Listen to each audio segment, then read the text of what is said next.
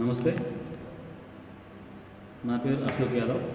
ఈరోజు మీ ముందుకు బిఎస్ఎన్ఎల్ గురించి మాట్లాడడానికి లైవ్లోకి రావడం జరిగింది. ఫేస్బుక్ మిత్రులందరికీ నమస్కారాలు. ప్రైవేటైజేషన్ గురించి మనం కొద్ది రోజులుగా బాగా వింటూ ఉన్నాం. ప్రైవేటీకరణ. బిఎస్ఎన్ఎల్ ప్రైవేట్ చేస్తారు, బిఎస్ఎన్ఎల్ రోడ్డు పడ్డది, బిఎస్ఎన్ఎల్ అప్పుల పాలైన విషయాలు గత కొన్ని రోజులుగా మనం వింటూ ఉన్నాం. అసలు బిఎస్ఎన్ఎల్ అప్పుల పాలైంది నిజమా? అది అప్పుల పాలు కావడానికి ప్రధానమైన కారణం ఎవరు అనే విషయాలు మనం ముందుగా పరిశీలించుకున్నట్లయితే, ఫస్ట్ బిఎస్ఎన్ఎల్ ప్రస్థానం గురించి మనం మాట్లాడుకున్నాము. 2000 సంవత్సరంలో అక్టోబర్ 1వ తారీఖున బిఎస్ఎన్ఎల్ ప్రారంభించడం జరిగింది. బిఎస్ఎన్ఎల్ గురించి మనందరికీ తెలుసు. మనం అందరం కూడా బిఎస్ఎన్ఎల్ యూజ్ చేసే ఉన్నాం. ఊరికి ఒక ఫోన్ ఉండేది. ఆ కాలంలోనే 2000, 3000 పెట్టి మనం ఫోన్ కొనుక్కొని మరి వాడుకునే వాళ్ళం. భారతదేశం మొత్తము ఏ చెట్లలో పోయినా, ఏ పుట్టలలో పోయినా మనకు ఈ బిఎస్ఎన్ఎల్ వ్యవస్థ, బిఎస్ఎన్ఎల్ నెట్వర్క్ ఉండేది. ఆ కాలంలో మొత్తము బిఎస్ఎన్ఎల్ వాడేది. అంటే అంత దివ్యమానంగా బిఎస్ఎన్ఎల్ వ్యవస్థ పనిచేస్తూ ఉండేది. బిఎస్ఎన్ఎల్ వ్యవస్థ ఓన్లీ నెట్వర్కింగే కాకుండా ల్యాండ్ లైన్స్ కూడా ప్రొవైడ్ చేయడం జరిగింది. ప్రస్తుతానికి ఉన్న ల్యాండ్ లైన్ వ్యవస్థలో అత్యధిక భాగం కూడా బిఎస్ఎన్ఎల్ క్యాప్చర్ చేసింది అనేది మనం అందరము ఒప్పుకోదగ్గ విషయం అన్నట్టు. అట్లాంటి బిఎస్ఎన్ఎల్ వ్యవస్థ ఇప్పుడు ప్రస్తుతం ప్రైవేటైజేషన్ అవుతున్న విషయాన్ని మనం చాలా రోజులుగా వింటూ ఉన్నాం. అసలు ప్రైవేటైజేషన్ అంటే ఏంటిది అనే విషయాన్ని తీసుకున్నట్లయితే, ఏదైనా ఒక కంపెనీలో 50% కంటే ఎక్కువగా ఎవరికైతే వాటా ఉంటుందో వాళ్ళు ఆ కంపెనీకి దాన్ని ఏమంటారు, ఆ కంపెనీకి వాళ్ళు నిర్దేశకర్తగా ఉంటారు అన్నమాట. అంటే గవర్నమెంట్కి సంబంధించిన ఒక సంస్థలో 50% వాటా కంటే ఎక్కువ కానీ, 50% వాటా కంటే ఎక్కువ అయితే ఎవరైతే కంపెనీలోని వాటాను అమ్ముతారో అప్పుడు అది ప్రైవేట్ వ్యక్తుల్లోకి చేరిపోయింది అనుకున్నాం. నెట్వర్క్ సంబంధించిన విషయాల్లో బిఎస్ఎన్ఎల్ 100% బిఎస్ఎన్ఎల్ అనేది పూర్తిగా గవర్నమెంట్ సంబంధించిన నెట్వర్క్. 2021 సంవత్సరంలో ఇది ప్రారంభించడం జరిగింది. ముఖ్యంగా దీనికి 12,22,00,000 మంది మొబైల్ నెట్వర్క్ అంటే సెల్ ఫోన్ యూజ్ చేస్తూ ఉన్న వాళ్ళు 12 కోట్ల మంది ఉన్నారు ఆ నెట్వర్క్ యూజ్ చేసేవాళ్ళు. ఆ తర్వాత దాదాపు 1,41,00,000 మంది ల్యాండ్ లైన్ యూజ్ చేస్తూ ఉన్నారు బిఎస్ఎన్ఎల్ సంబంధించింది. ఇంతమంది కస్టమర్స్ ఉన్నారు కదా, ఇది నష్టాల్లోకి ఎందుకు పోయిందనే విషయము మనందరికీ ఫస్ట్ మనం ఆలోచించాల్సిన విషయం ఏంటంటే, ఇంత దివ్యమానంగా వెలుగుతున్నటువంటి బిఎస్ఎన్ఎల్ వ్యవస్థ నష్టాల్లోకి ఎందుకు పోయిందనేది మనం ఆలోచించాలి.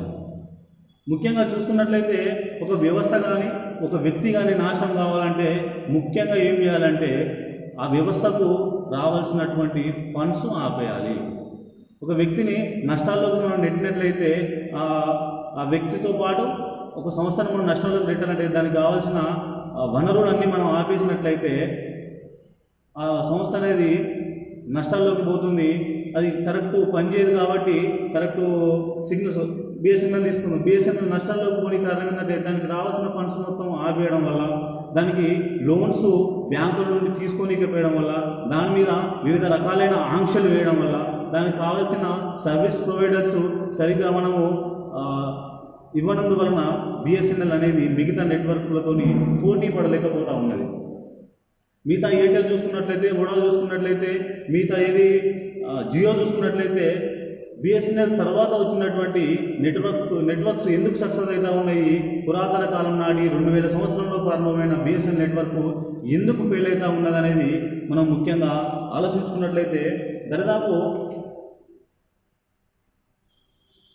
ఈ విషయంలో మనం ముఖ్యంగా మాట్లాడుకున్నట్లయితే 2015 సంవత్సరం నుండి, ముఖ్యంగా 2015 సంవత్సరం నుండి బిఎస్ఎన్ఎల్ నష్టాల్లోకి పోతుందని చెప్పి కేంద్ర ప్రభుత్వం ఒక లెక్కల్లో చెప్పడం జరిగింది. అంటే అంతకుముందు లాభాల్లో పయనించినటువంటి బిఎస్ఎన్ఎల్ 2015 సంవత్సరం నుండి ప్రస్తుతానికి నష్టాల్లోకి పోతా ఉన్నది. అప్పులు అంటున్నాము. ఎంత అప్పులు ఉన్నాయి అనేది బిఎస్ఎన్ఎల్ గురించి చూసుకున్నట్టయితే, ప్రస్తుతం బిఎస్ఎన్ఎల్కు 19,900 కోట్ల అప్పు ఉంది.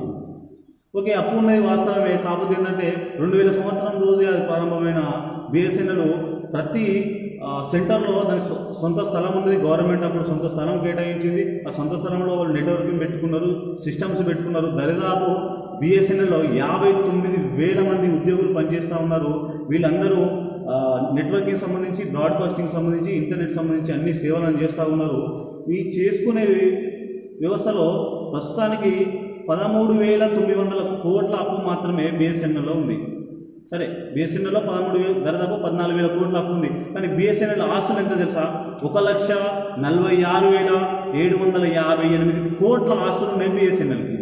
ఇంత పెద్ద ఆస్తులు ఏ గవర్నమెంట్ సంస్థకు, టెలికాం సంబంధించిన ఏ సంస్థకు లేవు. సో దాన్ని చూసుకున్నట్లయితే అప్పుల్లో కూరుకుపోయింది. దీన్ని అప్పుల్లో కూరుకుపోయిందని ఎందుకంటున్నారు? 1,46,758 కోట్ల ఆస్తులు ఉన్నటువంటి బిఎస్ఎన్ఎల్ 14,000 కోట్ల ఆస్తులు ఉంటేనే అప్పుల్లో కూరుకుపోతుందా? అంటే మనం పర్సెంటేజ్ కనుక తీసుకుంటే కేవలం 10%, అంటే ₹1,00,000 కనుక మన దగ్గర డబ్బు ఉంటే అట్లయితే మనకు 10,000 అప్పు ఉన్నది. అది పెద్ద విషయమే కాదు. కాకపోతే బిఎస్ఎన్ఎల్ సంస్థని కావాలని నిర్వీర్యం చేయడానికి బిఎస్ఎన్ఎల్ను ఈ మిగతా టెలికాం కంపెనీల నుండి పోటీలోకి తప్పించే విధంగా, వాళ్ళ యొక్క సిస్టమ్ను ముందుకు తీసుకుపోయే విధంగా, దాన్ని క్యాన్సల్ చేసే విధంగా ప్రస్తుతం ఉన్నటువంటి గవర్నమెంట్ తీవ్రంగా కృషి చేస్తూ ఉన్నది. మరి గవర్నమెంట్ సంస్థను కాదని, గవర్నమెంట్ సంస్థను నిర్వీర్యం చేసి, గవర్నమెంట్ సంస్థకు ఉన్నటువంటి ఈ కస్టమర్స్ అందరినీ ఎక్కడికి తరలించాలనే వీళ్ళ ఉద్దేశం అనేది మనం అర్థం చేసుకోవాల్సింది. బిఎస్ఎన్ఎల్ నడుస్తున్నటువంటి కస్టమర్స్ ఈ సంపదను ప్రైవేటు వ్యక్తుల్లోకి, ఈ సంస్థలను ఉన్నటువంటి కస్టమర్స్ను నిర్వీర్యం చేస్తే ప్రైవేటు వ్యవస్థ బాగుపడుతుంది. ప్రైవేటు వ్యవస్థ బాగుపడాలనే ఉద్దేశంతో మాత్రమే బిఎస్ఎన్ఎల్ని కావాలని నిర్వీర్యం చేస్తూ ఉన్నారు. 1,46,000 కోట్ల ఉన్నటువంటి బిఎస్ఎన్ఎల్ ఆస్తులకు 14,000 కోట్లు అనేది పెద్ద సమస్యగా. ఈ అప్పులు చూసుకున్న అప్పుల లెక్కలు చూసుకుంటే వోడాఫోన్ విషయానికి వస్తే, వోడాఫోన్కు ఆస్తులు, వోడాఫోన్ ఐడియా కూడా మెర్జ్ అయినాయి. 2,26,919 కోట్ల 26,919 కోట్ల ఆస్తులుంటే దాని అప్పు 1,20,000 కోట్లు. అంటే దరిదాపు 2 లక్షల అప్పు ఉన్నటువంటి దానికి సగం కంటే ఎక్కువగా దీనికి అప్పులు ఉన్నాయన్నమాట. అంటే 2,26,000 కోట్ల ఆస్తులుంటే 1,20,000 కోట్ల అప్పులు ఉన్నాయి. ఎయిర్టెల్ తీసుకున్నట్లయితే ఎయిర్టెల్కు 3,60,000 కోట్ల ఆస్తులుంటే 1,13,000 కోట్ల అప్పులు ఉన్నాయి. అంటే దరిదాపు 40% దీంట్లో అప్పులు ఉన్నాయన్నమాట. ఇక మొన్న స్టార్ట్ అయినటువంటి జియో విషయానికి వస్తే 2,41,000 ఉన్నటువంటి జియో ఆస్తులు, వాటి అప్పులు 2 లక్షల కోట్లు. చూడండి, 2,40,000 కోట్ల ఆస్తులకు 2 లక్షల కోట్లు అప్పులు తీసుకొచ్చింది. ఏంటిది? బిఎస్ఎన్ఎల్. ఒక సంస్థకు వాటికి ఉన్నటువంటి నియమ నిబంధనలు కాదండి 70% కంటే ఎక్కువగా మనము అప్పులు ఇవ్వద్దు. ఎందుకంటే మళ్ళీ ఎప్పుడన్నా మనం మెచ్చి చేసుకున్నప్పుడు కానీ దానికి సంబంధించిన వ్యవస్థను మనము రాబట్టుకోవాలంటే ఆస్తులు ఎంత అవుతుంటాయో ఆస్తుల కంటే తక్కువగా అప్పులు ఇవ్వడం జరుగుతూ ఉంటుంది. కాకపోతే జియో అంబానీ ఫ్యామిలీకి సంబంధించిన జియోకు 90% అప్పులు ఇచ్చిళ్ళు. 240 కోట్లు ఉంటే 200 కోట్లు అప్పులు గవర్నమెంట్ బ్యాంకులు ఇచ్చేసినాయి. దీని ఉద్దేశం ఏంది? ప్రైవేటీకరణ పెంచినట్టు కాదా? గవర్నమెంట్కు సంబంధించి బిఎస్ఎన్ఎల్లో 1,46,000 కోట్లు ఆస్తులుంటే నువ్వు కేవలం 10% అప్పులు ఇచ్చి మిగతా బ్యాంకుల నుండి బిఎస్ఎన్ఎల్ అభివృద్ధి చెందుతుందంటే, అభివృద్ధి చెందడానికి దానికి సంబంధించిన టీం పోయి మాకు అప్పులు కావాలని చెప్పి గవర్నమెంట్ దగ్గర నుండి అప్రూవల్ కోసం అడిగితే నువ్వు వాళ్ళకు అప్రూవ్ ఇవ్వవు. కాకపోతే ప్రైవేటు వ్యక్తులను ఎంకరేజ్ చేయడానికి 2 లక్షల కోట్లు, 2,40,000 కోట్లు ఉన్నటువంటి ప్రాపర్టీస్కి 2 లక్షల కోట్లు నువ్వు అప్పులు ఇస్తే వాడు ఒకవేళ కొడితే ఎవరిది బాధ్యత? ఈ సొమ్ము ప్రజలది కాదా? ఇలా నువ్వు ప్రైవేటు వ్యక్తులకు విపరీతంగా అప్పులు ఇచ్చుకుంటూ ఆ తర్వాత కేంద్ర బడ్జెట్లో ప్రతి సంవత్సరం 50,000 కోట్లు 60,000 కోట్లు రాయితీలు ఇచ్చుకుంటూ ప్రైవేటు సంస్థలను ప్రోత్సహిస్తున్నవే తప్పితే గవర్నమెంట్ సంస్థను బిఎస్ఎన్ఎల్ ఏ రోజు నువ్వు ఆదుకోలేదు. ఓ గవర్నమెంట్ సంస్థలో 69,000 మంది ఇప్పుడు పనిచేస్తూ ఉన్నారు, మిగతా ఏ సంస్థలో కాదు. ఈ 69,000లో ఎస్సీ ఎస్టీ బడుగు బలహీన వర్గాల వాళ్ళు ఎక్కువగా ఉన్నారు. ఈ సంస్థలను నిర్వీర్యం చేస్తే వీళ్ళ బతుకులు ఏం కావాలనేది ఒకసారి కేంద్ర ప్రభుత్వం తప్పకుండా ఆలోచించాల్సిన విషయం అన్నట్టు చూసుకుందాం. ఇలా చూసుకున్నట్లయితే ఏంది ముఖ్యంగా బిఎస్ఎన్ఎల్ ఏ విషయంలో వెనుకబడిపోయింది అనేది మనం ఆలోచించుకుంటే బిఎస్ఎన్ఎల్ 2G నెట్వర్క్లో చాలా సక్సెస్ఫుల్గా రన్ అవుతూ ఉన్నది. 2015వ సంవత్సరం రోజున జియో ఆవిర్భావం చెందింది. జియో ఆవిర్భావం చెందిన తర్వాత జియో ఎప్పుడైతే వచ్చిందో అప్పటి నుండి బిఎస్ఎన్ఎల్ అనేది నాశనం అవుతూ ఉన్నది. ప్రస్తుతానికి 14,000 కోట్లు బిఎస్ఎన్ఎల్కి అప్పుంటే పర్ ఇయర్కు 3,000 కోట్లు వేసుకుంటే గత 4 సంవత్సరాల నుండి మాత్రమే సంవత్సరానికి 3,000 కోట్ల చొప్పున బిఎస్ఎన్ఎల్కి నష్టం వస్తూ ఉన్నది. అంతకుముందు బిఎస్ఎన్ఎల్ లాభాల్లో ఉంది. అట్లా లాభాల్లో ఉన్నటువంటి బిఎస్ఎన్ఎల్ను నువ్వు స్పెక్ట్రమ్ ఇవ్వలేదు. ఎయిర్టెల్ 4G ఇచ్చినావు, ఐడియా 4G ఇచ్చినావు, జియో 4G ఇచ్చినావు. అదే బిఎస్ఎన్ఎల్ సంస్థ అయినటువంటి బిఎస్ఎన్ఎల్కు నువ్వు ఎందుకు మొబైల్ నెట్వర్క్లో జియో 4G ఇవ్వలేదు, 4G స్పెక్ట్రమ్ ఇవ్వలేదు? మిగతా కంపెనీలకు 4G ఇస్తావు, 5G ఇస్తావు, 6G ఇస్తావు. ప్రతి వినియోగదారునికి కావాల్సింది సేవలు. ఏదైతే ఇంటర్నెట్ బాగా వర్క్ చేస్తుందో ప్రజలు దాన్ని ఎక్కువగా వాడుకుంటారు. నువ్వు అలా బిఎస్ఎన్ఎల్ కావాలని తొక్కి పట్టాలని మిగతా సంస్థలకు స్పెక్ట్రమ్స్ ఇచ్చి ఈ బిఎస్ఎన్ఎల్ కావాలని స్పెక్ట్రమ్ ఇవ్వకపోవడం వల్ల చాలామంది బిఎస్ఎన్ఎల్ కన్వర్ట్ అయ్యి ఇతర నెట్వర్క్లో పోతూ ఉన్నారు. ఇది కేవలం కేంద్ర ప్రభుత్వం యొక్క నిర్లక్ష్యం కాదా? ఇది కావాలని చేసినట్టు అనిపించట్లేదా? ప్రభుత్వ సొమ్మును ప్రభుత్వానికి రాకుండా డైవర్ట్ చేసినటువంటి ఈ పని ఎవరు ఖాతాలో వేసుకుంటారో కేంద్ర ప్రభుత్వమే ముందుగా తేల్చుకోవాల్సిన అవసరం ఉన్నది. ముఖ్యంగా మనం చూసుకున్నట్లయితే జియో నెట్వర్క్ 2015వ సంవత్సరంలో స్టార్ట్ అయినప్పుడు అందరికీ ఎవరైతే సిమ్ తీసుకుంటారో వాళ్ళందరికీ 2 నెలలు 3 నెలలు ఏం చేసిందంటే ఫ్రీగా ఇచ్చింది. ఏ కంపెనీ కూడా వాళ్ళ యొక్క నెట్వర్క్ను ఫ్రీగా వాడుకోమని ఇవ్వరు. అది దాంట్లో జరిగింది ఏంటంటే 2014 మేలో మొట్టమొదటిసారిగా ఎన్డీఏ ప్రభుత్వం వచ్చుడుతోనే బిఎస్ఎన్ఎల్ పతనం స్టార్ట్ అయింది. దీన్ని చాలా జాగ్రత్తగా గుర్తుపెట్టుకోలే. భారతదేశంలోని ప్రజలు కానీ తెలంగాణలో ప్రజలు కానీ క్లియర్గా అబ్జర్వ్ చేయాల్సిన విషయం ఏంటంటే బీజేపీ అధికారంలోకి వచ్చిన తర్వాతనే బిఎస్ఎన్ఎల్ డౌన్ఫాల్ స్టార్ట్ అయింది. ఎవరి కోసం? ఏ కంపెనీ యొక్క ఆధిపత్యాన్ని గవర్నమెంట్ మీద రుద్దాలనుకున్నారు? ఏ కంపెనీ యొక్క ఆస్తులు పెంచడానికి బిఎస్ఎన్ఎల్ కంపెనీ అమ్ముతా ఉన్నారు గవర్నమెంట్ సంస్థలు అనేది ప్రజలు గమనించాలి. 2014 మేలో మోడీ గారు ప్రమాణ స్వీకారం చేస్తే 2014 సెప్టెంబర్లో బిఎస్ఎన్ఎల్కును జియోకు ఒక ఒప్పందం కుదురుతుంది. మేము జియో నెట్వర్క్ను లాంచ్ చేద్దాం అనుకుంటున్నాము, మాకు సరైన నెట్వర్కింగ్ లేదు, మీ యొక్క టవర్లను మేము వాడుకుంటాము, ఒక 3 నెలలు 4 నెలల పాటు మీ టవర్లను మేము వాడుకుంటాము అంటే సిగ్నల్ సపోర్టింగ్ కావాలి మీ దగ్గర నుండి. టెలికామ్ సంబంధించిన యాక్ట్లో సిగ్నల్ సపోర్టింగ్ ఉంటుందన్నమాట. మనం ఒక ఏరియా నుండి ఇంకో ఏరియా పోయినప్పుడు ఆ ఏరియాలో మనం వాడుతున్నటువంటి ఒక ఐడియా వాడితే ఐడియా నెట్వర్క్ లేకపోతే అక్కడ ఎయిర్టెల్ ఉంటే ఎయిర్టెల్, బిఎస్ఎన్ ఉంటే బిఎస్ఎన్ నెట్వర్క్ సపోర్ట్ చేసుకుంటాం. ఈ నెట్వర్క్ సపోర్ట్ చేసుకుంటే దానికి సంబంధించిన పర్సెంటేజ్ వాళ్ళకి వెళ్తూ ఉంటుంది. ఇలా నెట్వర్క్ సపోర్టింగ్ కావాలని చెప్పి జియో గవర్నమెంట్ పెద్దలతోని ఫోర్స్ చేయించి మరి బిఎస్ఎన్ఎల్ యొక్క టవర్లను వాడుకోవడం జరిగింది. ఈ ఒప్పందంలోనే భాగంగా సెప్టెంబర్లో ఈ ఒప్పందం జరిగింది. డిసెంబర్ 27వ తారీఖున దేశవ్యాప్తంగా జియో రిలీజ్ అయింది. Free free free free network. అసలు వాడు ఫ్రీ నెట్వర్క్ జియో ఎందుకు ఇచ్చిండు? మొత్తము అట్లా ఏది ఇన్ఫ్రాస్ట్రక్చర్ వాంది కాదు, నెట్వర్క్లు వాణి కాదు, కరెంట్ బిల్లు వాంది కాదు, ఆస్తులు వాణి కాదు. కాకపోతే పోయే డబ్బులు మొత్తము వాన్ అకౌంట్లోకే పోతాయి. వాన్ అకౌంట్లోకే పోతాయి. ఇది ముఖ్యంగా మనందరము గమనించాల్సిన విషయం ఏంటంటే డబ్బులు మొత్తం వాన్ అకౌంట్లోకి పోతాయి, వానికి జరిగే నష్టము ఏం లేదన్నమాట. ముఖ్యంగా చూసుకున్నట్లయితే 4G ఫ్రీ ఇచ్చిండు. ఎందుకు ఇచ్చిండు ఫ్రీ? బిఎస్ఎన్ఎల్ నెట్వర్క్ను వాడు 3 నెలల పాటు ఫ్రీగా వాడుకున్నాడు. బిఎస్ఎన్ఎల్ టవర్స్ను వాడుకున్నాడు, బిఎస్ఎన్ఎల్ ఆస్తులను వాడుకున్నాడు. ఇవన్నీ వాడుకొని వాడు ఏం చేసిండు? మనకు ఫ్రీగా నెట్ ఇచ్చిండు. మిగతా నెట్వర్క్లు ఎయిర్టెల్, ఐడియా, మిగతా అన్ని నెట్వర్క్లో ఉన్నటువంటి ప్రజలను మొత్తాన్ని జియోకు డైవర్ట్ చేసుకున్నాడు వాళ్ళ కస్టమర్స్ అందరినీ పెట్టి. ఇది దీనికి సంబంధించి మనం ఏమర్థం చేసుకోవాలి?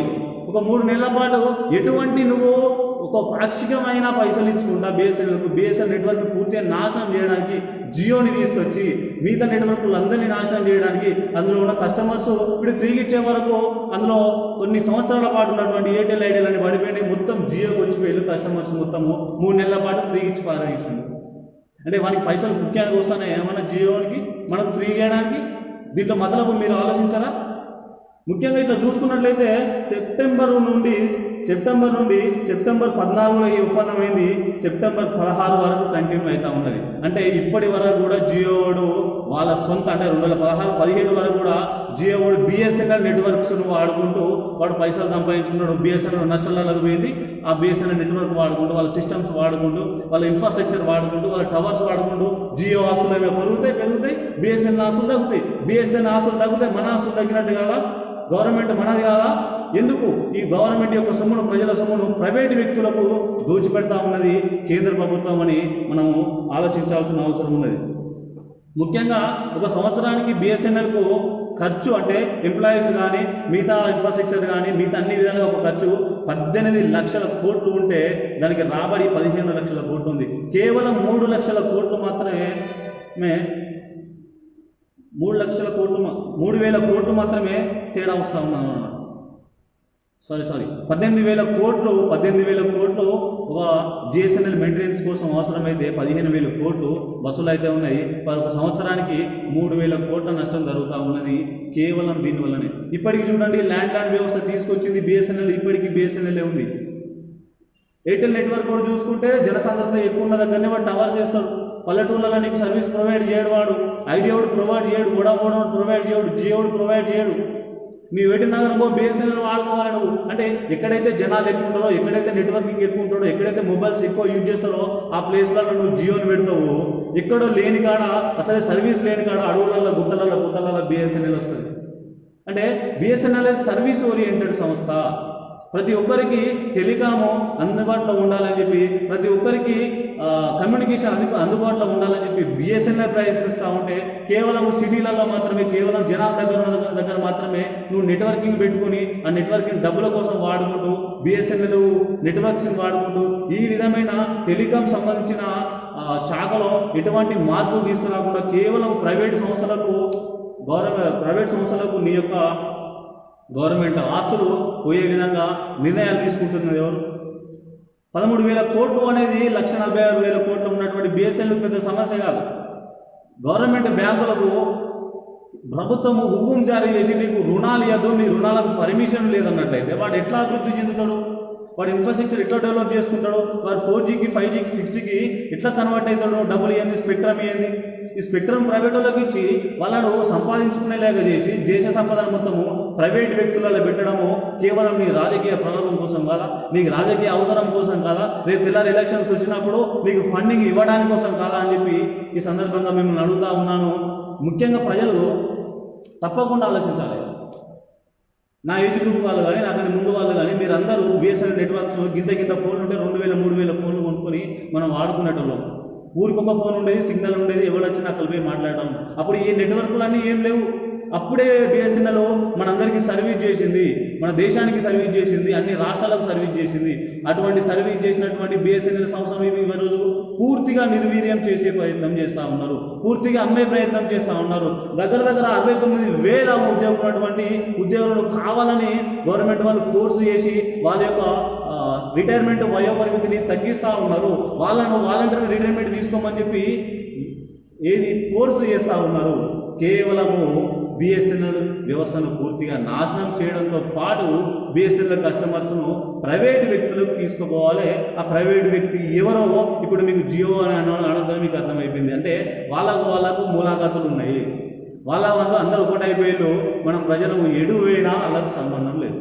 వాళ్ళకి కావాల్సింది పైసలు. ఇదంతా మనకు అర్థం కాదు. వాళ్ళు ఏమన్నంటే దేశం కోసం, ధర్మం కోసం అంటారు. మన పిచ్చులమే చూస్తూ ఉండాలి. ప్రాక్టికల్కి రాని, ప్రాక్టికల్గా మాట్లాడిన మీరందరూ నన్ను కామెంట్లలో తిట్టినా పర్లేదు, ఆ తర్వాత ఎంత విమర్శించినా పర్లేదు. కానీ ఈ బిఎస్ఎన్ఎల్ సంబంధించినటువంటి సబ్జెక్ట్లో ఎటువంటి తప్పు ఉన్నట్లయితే నేను బాధ్యత వహిస్తాను. దీన్ని మీరు చూడండి ఒకసారి. బిఎస్ఎన్ఎల్ ప్రతి ఒక్క పౌరుడు మీరందరూ ఆలోచించి ఒకసారి గూగుల్లో సెర్చ్ చేయండి. ఎందుకు లాభాల్లో ఉన్నటువంటి సంస్థ నష్టాల్లో ఉందని క్రియేట్ చేసారు, ఎందుకు అమ్మడానికి ప్రయత్నం చేస్తూ ఉన్నారు? బిఎస్ఎన్ఎల్కు 4G ఇస్తే మనం కలెక్షన్ తీసుకోమా? నేను ఎయిర్టెల్ వాడుతూ ఉన్నా, బిఎస్ఎన్ఎల్ కనుక ఇప్పుడు 4G ఇచ్చినదని బిఎస్ఎన్ఎల్ తీసుకోనా? మనందరం బిఎస్ఎన్ఎల్ తీసుకోమా? కావాలని బిఎస్ఎన్ఎల్కు 4G స్పెక్ట్రమ్ ఇవ్వట్లేదు, 5G ఇవ్వట్లేదు, 6G ఇవ్వట్లేదు. ల్యాండ్ అండ్ నెట్వర్క్ ఇచ్చిన ల్యాండ్ అండ్ నెట్వర్క్ ఎక్కడో ఆఫీసులలో ఉంటుంది. అది కేవలం ప్రస్తుతానికి 1,41,00,000 మంది మాత్రమే వాడుతూ ఉన్నారు. మిగతా నెట్వర్కింగ్ మొబైల్స్లలో ఎక్కడ పడితే అక్కడ ఇట్లా బటన్ ఒత్తులతోనే 4G 5G స్పీడ్తో డౌన్లోడ్ అవుతూ ఉన్నాయి. బిఎస్ఎన్ఎల్ కావడం లేదు. బిఎస్ఎన్ఎల్ నెట్వర్క్స్ మొత్తం పట్టుకుపోయి నువ్వు వేరే వాళ్ళకు వాళ్ళ సిస్టమ్స్ మొత్తం పట్టుకుపోయి వాళ్ళ టవర్స్ మొత్తం పట్టుకుపోయి వేరే వాళ్ళకు నువ్వు మిర్చి చేసి వాళ్ళని వాడుకోవడానికి నువ్వు ఇచ్చి ఇక్కడ కావాలని బిఎస్ఎన్ఎల్ నిర్వీర్యం చేసి ఈరోజు బిఎస్ఎన్ఎల్ నష్టాల్లో ఉన్నది కాబట్టి అమ్ముతా ఉన్నామంటే దేశ ప్రజలు ఏమైనా పిచ్చర్లాగా కనబడుతున్నారని చెప్పి ఈ సందర్భంగా నేను కేంద్ర ప్రభుత్వాన్ని ఒక ఆలోచన చేయాల్సిందిగా అడుగుతా ఉన్నా. ముఖ్యంగా ఏ గవర్నమెంట్ చేసినా కూడా గవర్నమెంట్ ఆస్తులు పెంచాలి, గవర్నమెంట్ రిజర్వేషన్స్ పెంచాలి. ఇప్పుడు 69,000 తీసుకుంటే దరిదాపు అందులో ఎస్సీ ఎస్టీ బీసీ వర్గాలకు రిజర్వేషన్స్ ద్వారా ఉద్యోగాలు పొందిన వాళ్ళు ఉంటారు. వాళ్ళ పరిస్థితి ఏంది? ఇప్పుడు వాళ్ళు ఏం చేయాలి? ఎక్కడ నౌకరీ చేసుకోవాలి? వాళ్ళ కుటుంబాలు ఏం కావాలో రోడ్డున పడాల్సిన పరిస్థితి ఏర్పడ్డది. వాలంటీర్ రిటైర్మెంట్ తీసుకుంటే 40 సంవత్సరాలు వీఆర్ఐ తీసుకున్నాడు, వాడు ఏం చేయాలి తర్వాత పని? ఏం ఆలోచిస్తూ ఉన్నది గవర్నమెంట్? ప్రభుత్వ పరిస్థితులు మొత్తం నిర్వీర్యం చేసి ఏం చేద్దాం అనుకుంటారు? అలాగే బిఎస్ఎన్ఎల్తో పాటు బ్యాంకులను కూడా ప్రైవేటీకరణ చేయాలని ఆలోచిస్తూ ఉన్నారు. ఏమన్నా అంటే వాళ్ళు సర్వీస్ చక్కగా చేయరు, ప్రైవేటు గవర్నమెంట్ బ్యాంకులలో పోతే వాళ్ళు సర్వీస్ చక్కగా చేయడంటే నువ్వు ఆర్డర్స్ జారీ ఎవరైతే నిర్లక్ష్యంగా విధులు పడ్డారో నిర్లక్ష్యంగా ఎవరైతే ఉంటారో వాళ్ళకు నోటీసులు ఇచ్చేయి, వాళ్ళని సస్పెండ్ చేసి పారి, వర్కింగ్ చేసిన ఆన్లైన్ నెట్వర్కింగ్ పెట్టు. ఎందుకు వాడు పనిచేయరు? గవర్నమెంట్ వ్యవస్థను సరిగ్గా పనిచేయకుండా గవర్నమెంట్లో ఉద్యోగులు సరిగ్గా పనిచేయరు, ప్రైవేటీకరణ చేస్తేనే బాగా పనిచేస్తారని చెప్పి ఉన్నది మొత్తం ప్రైవేటీకరణ, బ్యాంకులను ప్రైవేటీకరణ చేయి, బిఎస్ఎన్ఎల్ ప్రైవేటీకరణ చేయి, రైళ్లను ప్రైవేటీకరణ చేయి. అన్ని ప్రైవేటీకరణ చేస్తే బీసీ ఎస్సీ ఎస్టీ వర్గాలు రిజర్వేషన్స్ కోసం ఇప్పుడు నిమ్మకుల వర్గాలు ఇంకా అధమస్థితిలో ఉన్న వర్గాలు కేవలం ఏదైనా ఒక నౌకరీ గవర్నమెంట్ నౌకరీ వచ్చి బాగుపడదనుకున్న వర్గాలకు కేవలం నువ్వు తీసుకుపోయి ఆడ పెడితే ఈ రిజర్వేషన్స్కు అంబేద్కర్ తీసుకొచ్చిన రిజర్వేషన్స్కు ఏం అర్థం ఉంటుంది? మీరందరూ ఏం చేయాలని చెప్పి వీటన్నిటి ప్రైవేటీకరణ చేస్తూ ఉన్నారు. కావాలంటే అన్నింటినీ గవర్నమెంట్ చేసుకోండి. 13,000 కోట్లు అనే సమస్య కాదు కదా. పోయిన సంవత్సరం బడ్జెట్లో 59,000 కోట్లు నువ్వు రాయితీలు ఇచ్చినావు. 59,000 కోట్లు నువ్వు రాయితీలు ఇచ్చినావు ప్రైవేట్ సంస్థలకు. ఆ రాయితీ అనేది 14,000 కోట్లు బిఎస్ఎన్ఎల్కి ఇస్తే బిఎస్ఎన్ఎల్ బాగుపడదా? నీ బడ్జెట్లో 14,000 కోట్లు ఎక్కువైనాయా? కేంద్ర బడ్జెట్లో 14,000 కోట్లు బిఎస్ఎన్ఎల్ ప్రక్షాళన చేయవా? ఎవడైతే వర్క్ చేస్తారో వాడిని తీసి కొత్త రిక్రూట్మెంట్ చేసుకో. నిరుద్యోగులు చాలామంది ఉన్నారు. ఎన్నికల సమయంలో మాత్రము సంవత్సరానికి 2 కోట్ల ఉద్యోగాలు ఇస్తాము, నల్లధనాన్ని తీసుకొస్తాము. జియోతను కుమ్మక్కై నల్లధనాన్ని రాత్రికి రాత్రి ప్రకటించి ఏం చేద్దాం అనుకుంటున్నారు? దేశాన్ని పూర్తిగా నాశనం చేద్దాం అనుకుంటారా? మీరు చేయడం వల్ల దేశం యొక్క జీడిపి పూర్తిగా పడిపోతూ ఉన్నది. మీకు అర్థమైతే లేదా? కేవలం ఒక సెంటిమెంట్ను వాడుకొని, పాకిస్తాన్ వాడుకొని, చైనాను వాడుకొని జనాలను ఎన్ని రోజులు మభ్య పెడతారు. ఇట్లా ఏమన్నంటే తిడతారు, ఘోరంగా తిడతారు. వాడు అని చెప్పి విపరీతమైన తిట్లు తప్పితే ఏ సబ్జెక్ట్ ఉన్నది మీ కార్యకర్తలకు డిబేట్ చేయడానికి? డిబేట్ చేయండి. మీ కార్యకర్తలు కూడా అడగాలి, వాళ్ళు కూడా ఈ దేశ పౌరులే. ఏ వ్యవస్థను కూడా ప్రైవేటీకరణ చేయొద్దు, గవర్నమెంట్ని చేయండి, గవర్నమెంట్ వాటాలు పెంచండి, గవర్నమెంట్ ఆస్తులు పెంచండి. తద్వారా దేశం బాగుపడుతుంది. ప్రైవేటు వ్యక్తుల చేతుల్లోకి సంస్థలు పోయినట్లయితే లాభాపేక్షణ ఎక్కువ అవుతుంది. రేపు తెల్లారి ఇప్పుడు 200కు నెల ఇచ్చినటువంటిది 2,000 కూడా నెలకు నీకు ఇచ్చినా కూడా దొరకదు. ఆ పరిస్థితులకు నెట్వర్క్ తీసుకపోతే పూర్తిగా బిఎస్ఎన్ఎల్ మిగతా నెట్వర్క్లు అన్ని ప్రైవేటీకరణ అయిపోయిన తర్వాత రేపు తెల్లారి లక్షల కోట్లు నువ్వు పారిశ్రామికవేత్తలకు బ్యాంకులలో అప్పులు ఇస్తావు, రైతు పోతే ఇవ్వవు నువ్వు అప్పులు. 1,000 కోట్లు తీసుకుపోతాడు వాడు, అప్పులు పెడతాడు, ఐపీ పెడతాడు, దేశాలు మారిపోతాడు. ఎవరిని కొన్ని తీసుకురావు నువ్వు. మీకు తెలియదా? ఇప్పటికి కూడా లక్షల కోట్లు బ్లాక్ మనీ పోతా ఉన్నది విదేశాలకు. మీకు తెలియదా? మీ దగ్గర లేదా? మీ దగ్గర సమాచారం లేదా? తెలిసి కూడా కావాలని ఊరికే ఉండాలా? ఇది ఎవరి యొక్క స్వలాభం? ఎందుకు జనాలను మోసం చేస్తూ ఉన్నారని ఈ సందర్భంగా మిమ్మల్ని అడుగుతూ ఉన్నాను. ముఖ్యంగా చూసుకున్నట్లయితే బిఎస్ఎన్ఎల్ అనేది మనందరి సంస్థ, భారతీయుల సంస్థ, ప్రతి రాష్ట్రానికి సంబంధించిన విషయము. బిఎస్ఎన్ఎల్ మనందరం కాపాడుకోవాల్సిన అవసరము మన దగ్గర ఎంతైనా ఉన్నది. బిఎస్ఎన్ఎల్కి ఏమాత్రం అప్పులు లేవు. 1,46,000 కోట్ల ఆస్తులు ఉన్నాయి. 14,000 కోట్లు అనేది అప్పులు అనేది చాలా చిన్న విషయం. ₹1,00,000 ఉంటే 10,000 అప్పు ఉంది మనకు. అంటే మనం లాభాల్లో ఉన్నామా, నష్టాల్లో ఉన్నామా?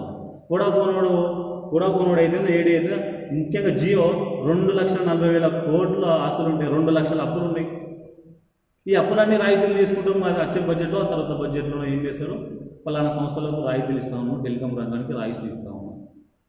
వానికి లాభం చేకూర్చడానికి మాత్రమే మీ యొక్క గవర్నమెంట్ పనిచేసే విధంగా ఉన్నది. ఆ గవర్నమెంట్ ఏందో అందరికీ క్లియర్గా అర్థమైపోయింది. దయచేసి నరేంద్ర మోడీ గారు గవర్నమెంట్ వ్యవస్థను నాశనం చేయకండి, గవర్నమెంట్ వ్యవస్థను కాపాడండి, రైల్వేలను కాపాడండి, బ్యాంకులను కాపాడండి. తద్వారా దేశాన్ని అభివృద్ధి పదంలోకి తీసుకురండి. దేశంలో అతిపెద్ద వ్యవస్థలో రైల్వే వ్యవస్థ పెద్దది, రైల్వే బడ్జెట్ ప్రత్యేకంగా పెడతారంటే దాన్ని అర్థం చేసుకోవాలి, కొన్ని లక్షల కోట్లు ఉంటాయి. దాంట్లో ఎక్కువగా ఒక్కరు కూడా బాగా బలిసినోడు వాళ్ళ నౌకలు చేయరు, మహాసంతుడు నౌకలు చేస్తాడు. ఎస్సీ ఎస్టీ బీసీలోడు, కింది జాతుల్లో వచ్చినోడు, బిలో మిడిల్ క్లాస్ వాడు, అనగారిన వర్గాల వాళ్ళు చదువుకొని ఏదో నౌకరీ చేసుకొని చేద్దామనుకొని ఎగ్జామ్ రాయాలంటే మొత్తం ప్రైవేటీకరణ చేస్తున్నాడు. ప్రైవేటీకరణ చేస్తే వాడు మాకు నౌకలు ఎందుకు ఇస్తాడు? మాకు నౌకలు ఇవ్వడు వాడు. మాకు రిజర్వేషన్స్ ఉండవు, మేము బాగుపడం. తద్వారా మీరు దేశాన్ని వెంటో తీసుకోపోదాం అనుకున్నారా, ముందుకు తీసుకోపోదాం అనుకున్నారా? మంచి రోజులు వచ్చినాయా, వస్తున్నాయా, రావాలని అనుకుంటున్నారా, నాశనం చేయాలనుకుంటున్నారా? ఒకసారి మీరు ఆలోచించుకోవాలి. జనాలు దీన్ని అబ్జర్వేషన్ చేయాలని చెప్పి ఈ సందర్భంగా మిమ్మల్ని కోరుకుంటున్నాను. ప్రభుత్వ సంస్థలను కాపాడుకోవాలని చెప్పి ఈ సందర్భంగా మీ అందరిని కోరుకుంటూ, దీనికి సంబంధించిన విషయము మీరు డాటా తీసుకొని అబ్జర్వేషన్ చేయండి. నేను చెప్పింది అబద్ధమో కాదో మీకే తెలుస్తుంది. ధన్యవాదాలు మీ అందరికీ. నమస్కారం. జై హింద్.